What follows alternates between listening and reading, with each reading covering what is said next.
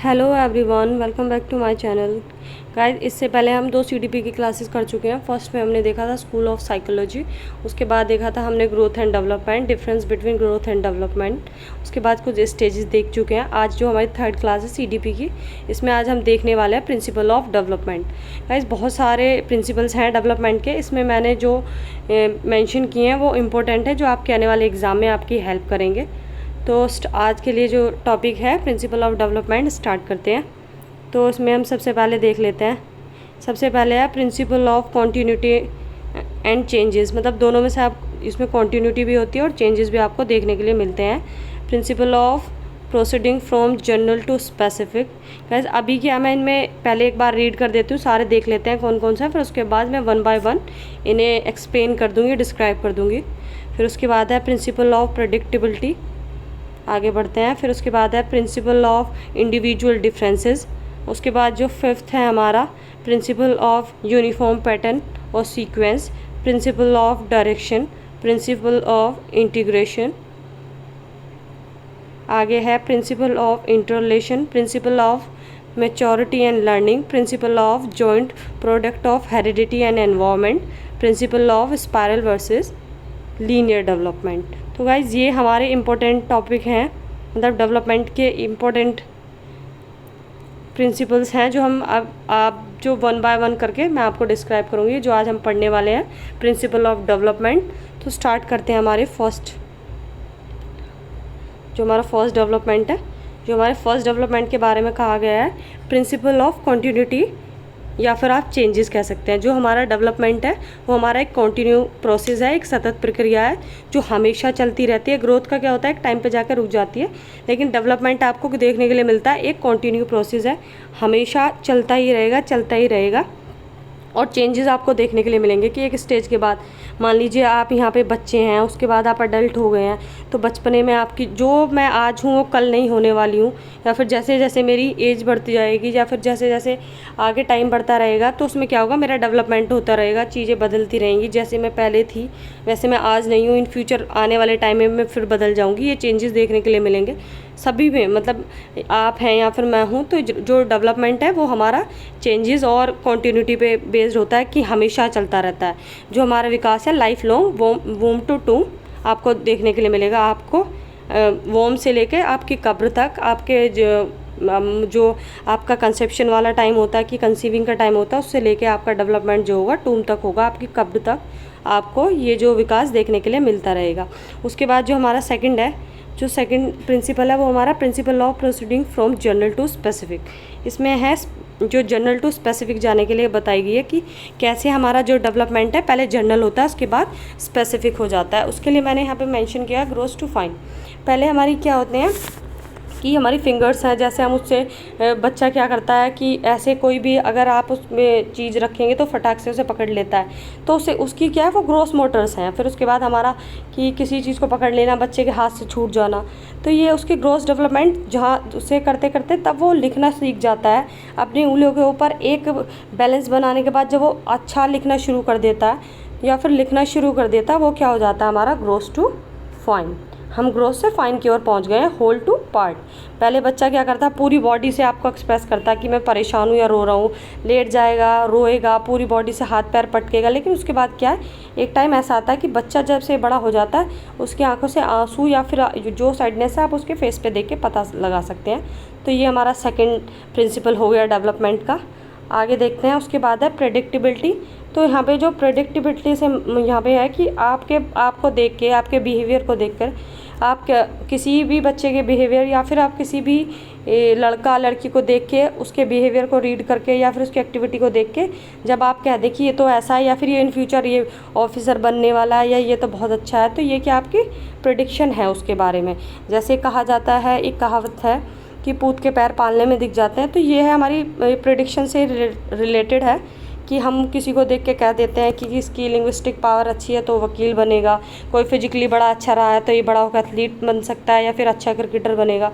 तो ये क्या है, according to child you can predict. आप बच्चे को देख के उसके बारे में जब प्रिडिक्शन कर दें। और गाइज एक बात हमेशा याद रखनी है कि आपका प्रिडिक्शन कभी भी 100% नहीं होता। प्रिडिक्शन में हमेशा कैन यूज़ होता है, आप विल नहीं कह सकते। हो सकता है ऐसे, लेकिन फिर भी क्या होता है कि आप किसी की एक्टिविटी बिहेवियर देख के आप प्रिडिक्ट कर सकते हैं। तो ये डेवलपमेंट का एक प्रिंसिपल है। आगे देखते हैं हमारा फोर्थ क्या है। जो फोर्थ है हमारा इंडिविजुअल डिफरेंस से संबंधित है। इंडिविजुअल डिफरेंस सबको पता है कि हर आदमी अपने आप में यूनिक है, अलग है। तो किसी का कोई भी शेप हो सकता है, साइज़ हो सकता है, थिंकिंग प्रोसेस हो सकता है, क्या दिखने में भी कैसा हो सकता है। कोई किसी की थिंकिंग मतलब नेगेटिव हो सकती है, पॉजिटिव हो सकती है, कोई लंबा हो सकता है, छोटा हो सकता है, काला हो सकता है। तो ये क्या व्यक्तिगत जो भिन्नताएँ हैं ये हर उस पर वैरी करती है। अगर आप किसी जुड़वा बच्चे को भी ले लेना तो आपको उसके अंदर भी डिफरेंसेस देखने के लिए मिल जाएंगे। इसलिए कहा गया है कि डेवलपमेंट क्या है, जो डिफरेंसेस है, इंडिविजुअल डिफरेंसेस आपको सबको देखने में मिलेगा। अब आगे बढ़ते हैं। आगे जो हमारा फिफ्थ है हमारा यूनिफॉर्म पैटर्न। तो यूनिफॉर्म से हमारा मतलब, पहले हम स्कूल पे आ जाते हैं कि स्कूल में हम लोग यूनिफॉर्म लगाते हैं तो उसका मतलब होता है कि सब बच्चे यहाँ पर सेम हैं। कोई किसी के पेरेंट्स किसी भी बैकग्राउंड से या कुछ भी हो, सबको एक जैसा दिखाने के लिए, सेम दिखाने के लिए। तो यहाँ पे भी जो डेवलपमेंट में इसका यूज़ किया गया, सेम के लिए किया गया कि जो डेवलपमेंट का जो प्रोसेस होता है सेम होता है सबके लिए। Whether you are a student from America और इंडिया, अगर आप इंडिया में हैं तो भी आपको,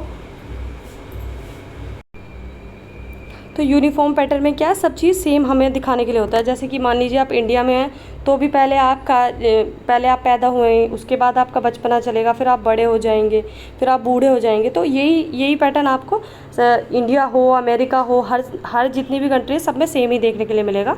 तो डेवलपमेंट के प्रिंसिपल में क्या है कि यूनिफॉर्म पैटर्न ही मिलेगा। आप कहीं भी जाएँ, कैसे भी करें, लेकिन जो प्रिंसिपल ऑफ डेवलपमेंट है तो सबके लिए जो पैटर्न है वो यूनिफॉर्म पैटर्न है, सेम ही है। उसके बाद हम सिक्स देख लेते हैं। जो हमारा सिक्स्थ है प्रिंसिपल ऑफ डायरेक्शन। जो हमारा जो डेवलपमेंट है उसमें डायरेक्शन कैसे है, तो इसमें दो टर्म्स हम यूज़ कर रहे हैं यहाँ पे, सेफेलोकोडल, प्रॉक्सिमोडल।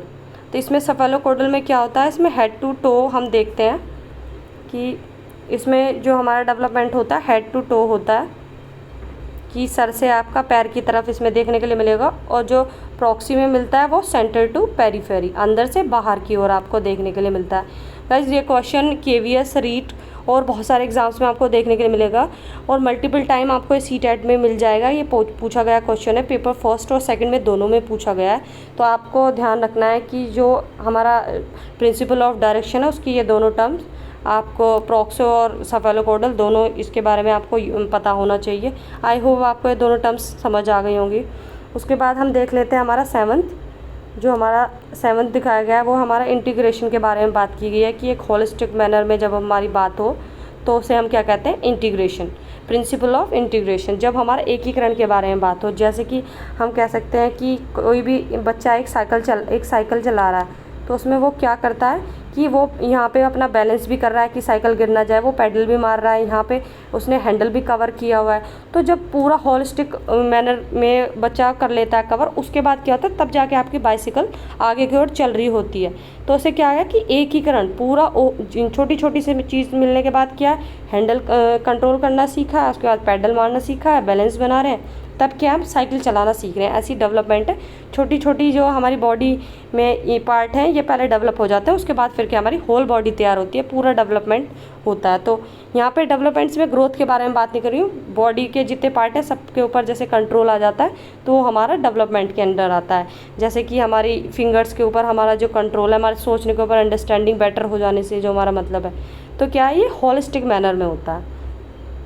उसके बाद ये हमारा एट्थ है हमारा इंटररिलेशन। इंटररिलेशन क्या है कि जो 3 टर्म यहाँ पे यूज़ किए हैं कि इनका एक दूसरे के साथ संबंध है, तभी हमारा जो विकास है अच्छा हो पाता है। कि भाई अगर हमारा कॉग्निटिव जो डेवलपमेंट है वो अच्छा हो रहा है, हमारा दिमाग बहुत सही है, आप फिजिकली बहुत सही है, मान लीजिए कि आपकी हेल्थ बहुत अच्छी है, तो डेफिनेटली आपका दिमाग भी अच्छा होगा, आपकी जो सोशल वैल्यूज़ हैं वो भी अच्छी हो जाएंगी, आप सबसे बात कर पाएंगे।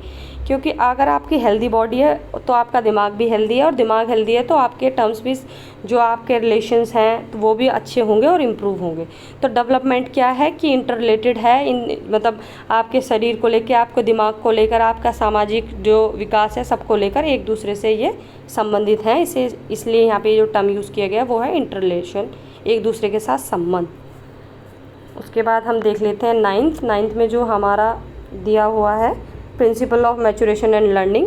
जो मैचुरेशन होता है उसे हम परिपक्वता कहते हैं, और ये हो गया हमारा लर्निंग हो गया हमारा अधिगम। जो हमारी मैचुरेशन है वो हमें हेरिडिटी से मिलती है। जैसे जैसे एनवायरनमेंट में हम रहने लगते हैं, जैसे जैसे हमारी चीज़ें क्या होती है फाइन होने लगते हैं, ये चीज़ हमें हेरिडेटरी मिलती है। एनवायरनमेंट में आने के बाद ये क्या हो जाती हैं, शार्प हो जाती हैं, खुल जाती हैं, या फिर जैसे हमारा अब जैसे हमें एनवायरनमेंट मिलने लगा, या फिर हम डे बाय डे बड़ी क्लास में आ जा रहे हैं, मतलब एनवायरनमेंट ही है वो भी हमारा।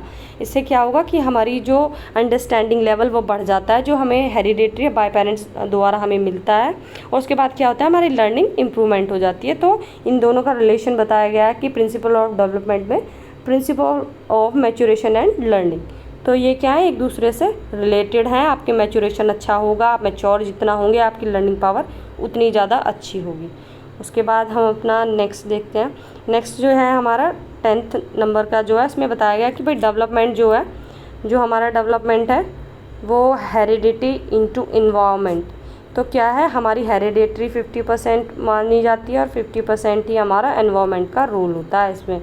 तो क्या है, हेरिडेटरी हमारे पेरेंट्स से हमें मिल रही होती है, एनवायरनमेंट जिस जगह हम रह रहे हैं या फिर किस स्कूल से हम पढ़ रहे हैं, हमारी लोकेलिटी क्या है, ये सारी चीज़ें हमारे एनवायरनमेंट में काउंट होती हैं। तो आई होप आपको ये 10th जो है हम पहले भी कर चुके हैं, आपको समझ आ गया होगा।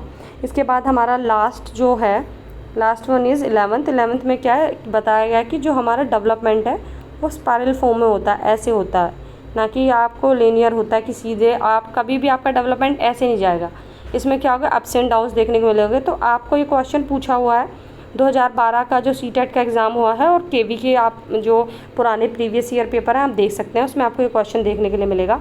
तो हमारा जो डेवलपमेंट होता है वो पहले आगे की तरफ जाता है, आगे यहाँ पे +1 लिख सकते हैं आप, और उसके बाद एक टाइम पे आके यहाँ रेस्ट पोजीशन में आ जाता है। तो यहाँ देखते हैं, ये हमारा जो स्पाइरल फॉर्म में होता है, ये जो हम आगे गए हैं ये हमारा +1 हो गया, और जो हम ये पीछे जाते हैं ये हमारी रेस्ट पोजीशन हो गई। अब रेस्ट पोजीशन से हमारा मतलब ये नहीं है कि हम जो पुराना सीखा है वो भूल गए हैं। यहाँ से मतलब है कि आप यहाँ पे गए हैं, यहाँ पे आप फुली मेच्योर्ड है, ये आपका माइंड है, माइंड क्या आप फुली, आपका मतलब सारी चीज़ मेच्योर हो चुके हैं, लेकिन एक टाइम के लिए आपको थोड़ा रेस्ट लेना पड़ेगा। फिर क्या होगा, आपकी अंडरस्टैंडिंग और निखर जाएगी, और आपको क्या है उसमें नई चीज़ें आपको देखने के लिए मिलेंगी। तो उसे हम रेस्ट पोजीशन के नाम से जानते हैं। कभी भी ऐसा नहीं हो सकता कि आपका डेवलपमेंट जो है कि हमेशा ऊपर की तरफ ही चलता रहेगा। एक टाइम होता है कि रेस्ट पोजीशन, जो अब आगे जो आपको देखने के लिए मिलेगा, जैसे उसमें पूछते हैं कि प्लेटू ऑफ लर्निंग एक टाइप पे आके आपकी क्या है कि आप रुक जाते हैं। आपको अब सीख रहे हैं, आपको मैथ्स आ गया, बहुत अच्छा आ गया, लेकिन एक टाइम पे आके आप रुक गए हैं यहाँ पे, तो वो क्या है आपकी रेस्ट पोजीशन हो जाती है। वो आगे जो हम CDP के करेंगे टॉपिक उसमें देखने के लिए मिलेगा। अभी क्या है, ज़्यादा कन्फ्यूजन बढ़ जाएगा। तो गाइज़ मैंने आपको 11 के 11 प्रिंसिपल बता चुके हैं, तो एक बार फिर से देख लेते हैं। पहला जो था हमारा प्रिंसिपल ऑफ चेंजिंग कॉन्टीन्यूटी, सतत विकास से था। दूसरा था हमारा जनरल टू स्पेसिफिक, कि जनरल से चीज़ें पहले जनरल होती हैं फिर स्पेसिफिक हो जाती हैं। फिर था प्रेडिक्टेबिलिटी, फिर उसके बाद कि प्रेडिक्ट कर सकते हैं कि बच्चे क्या कर रहा है, कैसे कर रहे हैं। उसके बाद फोर्थ है हमारा इंडिविजुअल डिफरेंस, कि हर बंदा अलग होता है। फिफ्थ यूनिफॉर्म पैटर्न, सबके लिए सेम होता है, पहले बचपन, फिर उसके बाद आपको बड़े हो जाते हैं, फिर उसके बाद बुढ़ापा देखने को मिलता है। सिक्स में आपको 2 टर्म मैंने बताई हैं कि जो डायरेक्शन के लिए यूज़ होती हैं। प्रिंसिपल ऑफ डेवलपमेंट में जो डायरेक्शन आता है, प्रिंसिपल ऑफ डायरेक्शन का जो प्रिंसिपल है उसमें 2 टर्म्स यूज़ हुई हैं, सेफेलोकॉर्डल और प्रॉक्सिमो। तो सेफेलोकॉर्डल जो होता है हमारा हेड टू टो जाता है, प्रॉक्सी जो हमारा सेंटर टू पेरीफेरी जाता है। 6 के बाद जो 7th हमारा प्रिंसिपल ऑफ इंटीग्रेशन मेथड, उसमें मैंने साइकिल का, बाइसिकल का आपको दिया था कि सारी चीज़ों को कंबाइन करके और जो हॉलिस्टिक मैनर में जो कोई एक चीज़ बनती है इंटीग्रेशन में आ जाती है। इंटररिलेशन आपको पता है कि 3 टर्म्स दिए हैं, कोग्निटिव हो गया और फिजिकल हो गया और सामाजिक हो गया। एक ये क्या करता है, एक दूसरे के साथ मिलकर संबंधित हैं, और तभी हमारा डेवलपमेंट पॉसिबल हो पाता है। 9th में हमने मैचुरेशन और लर्निंग देखा है, जैसे जैसे परिपक्वता बढ़ती है हमारा अधिगम बढ़ जाता है। और जो हमारा 10th है उसमें हमारा डेवलपमेंट जो है, हमारा जो विकास है वो हमारी हेरिडिटी, हमारी आनुवांशिकता और जो हमारा वातावरण है उनसे मिलके हमारा डेवलपमेंट होता है। और लास्ट हमने अभी देखा है स्पाइरल और लीनियर। जो डेवलपमेंट है हमारा स्पाइरल है और लीनियर नहीं होता है कभी भी। आई होप गाइज आपको समझ आ गई होगी। और गाइज ये आपके लिए सफिशेंट है जो लोग केवी का भी एग्ज़ाम देने वाले हैं कि प्रिंसिपल ऑफ डेवलपमेंट में अगर आपके ये कॉन्सेप्ट क्लियर हो गए तो लैंग्वेज आपके कितनी भी बदलने आपको कोई प्रॉब्लम नहीं होने वाली है एग्ज़ाम देने में। ये आपके लिए सफिशेंट है। और जो CTET और UP-TET वाले हैं उनके लिए तो इनफ है। I hope you like this video guys. If you like this video, please do like and subscribe. Thank you.